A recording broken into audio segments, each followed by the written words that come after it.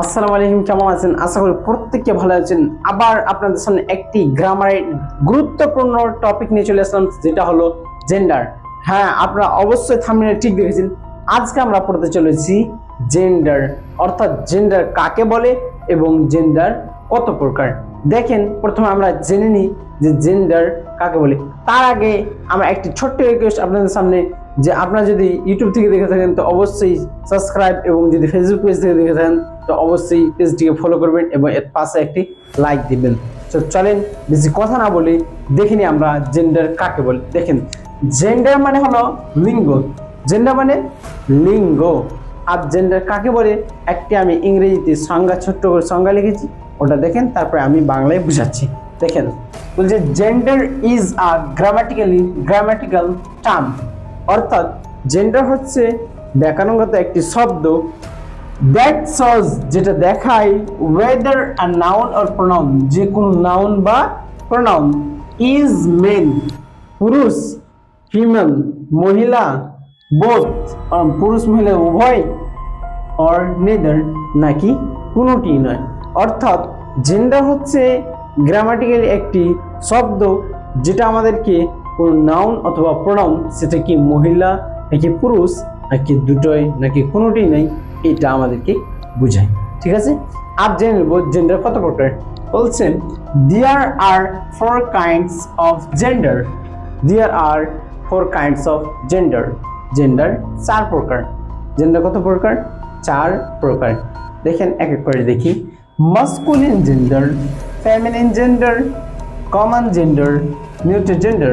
আবার দেখি, masculine gender, feminine gender, common gender, neutral gender. অর্থাৎ জেন্ডার 4 প্রকার: masculine gender, feminine gender, common gender, neutral gender. আর আমরা এক এক করে দেখি কোনটা জেন্ডার কি। দেখেন, প্রথমে আছে মাস্কুলিন জেন্ডার, অর্থাৎ পুরুষ লিঙ্গ। মাস্কুলিন জেন্ডার মানে হলো পুরুষ লিঙ্গ, অর্থাৎ যে নাউন বা প্রোনাউন দ্বারা কোনো পুরুষ জাতীয় লিঙ্গকে বোঝায় তাকে বলা হয় মাস্কুলিন জেন্ডার, তাকে বলা হয় মাস্কুলিন জেন্ডার। আবার বলছি, যে নাউন বা প্রোনাউন দ্বারা কোনো পুরুষ জাতীয় লিঙ্গকে বোঝায় তাকে বলা হয় মাস্কুলিন জেন্ডার। যেমন বয় পুরুষ জাতীয়, ব্রাদার পুরুষ জাতীয়, ফাদার পুরুষ জাতীয়, স্যার ইত্যাদি, এগুলো হচ্ছে মাস্কুলিন জেন্ডার। ঠিক আছে, তারপরে জানবো 2 নম্বর ফেমিনিন জেন্ডার। ফেমিনিন জেন্ডার মানে স্ত্রীলিঙ্গ। ফেমিনিন জেন্ডার মানে হলো স্ত্রীলিঙ্গ, অর্থাৎ যে নাউন বা প্রোনাউন দ্বারা কোনো স্ত্রী জাতীয় লিঙ্গকে বোঝায় তাকে বলা হয় ফেমিনিন জেন্ডার, তাকে বলা হয় ফেমিনিন জেন্ডার। আবার বলছি, যেই নাউন বা প্রোনাউন দ্বারা কোনো স্ত্রী জাতীয় লিঙ্গকে বোঝায় তাকে বলা হয় ফেমিনিন জেন্ডার। যেমন গার্ল স্ত্রী জাতীয়, সিস্টার স্ত্রী জাতীয়, মাদার, ম্যাম এগুলো হচ্ছে স্ত্রী জাতীয়, তাই এগুলোকে বলা হয় ফেমিনিন জেন্ডার। আশা করি এই দুইটা বুঝে গেছেন। নাম্বার 3 কমন জেন্ডার, অর্থাৎ উভয় লিঙ্গ। কমন জেন্ডার মানে হলো উভয় লিঙ্গ, অর্থাৎ যেই নাউন বা প্রোনাউন দ্বারা স্ত্রী এবং পুরুষ উভয় জাতীয় লিঙ্গকে বোঝায় তাকে বলা হয় কমন জেন্ডার।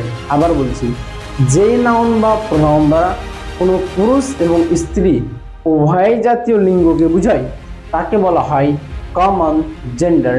দেখেন এক্সাম্পলে দেখি।